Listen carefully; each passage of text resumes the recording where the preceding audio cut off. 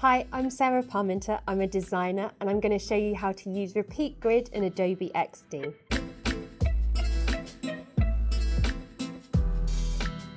So Repeat Grid is a really powerful feature of XD and it is unique to XD. And this is for when we have multiple pieces of content that look the same that we might want to repeat across our entire design. So the way we do this is we simply group all of these elements together and we then head over to Repeat Grid on the right hand side. And we can then extend this content across the page wherever we would like this to go. So it's quite common for elements like this.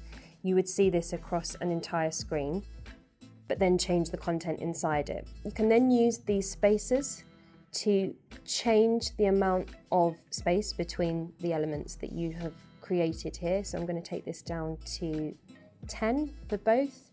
And then to change the content, you can simply double click into each of these pieces and change that for whatever you want, change the photographs so that then that whole piece looks like it's got custom content inside it. So I'm going to grab some images from Adobe Stock to pull into my XD file. I just simply take all of those images and I put those over the Repeat Grid that we just made, and you'll see that everything changes all in one go. And that is a real time saver when you're doing mobile design in Adobe XD.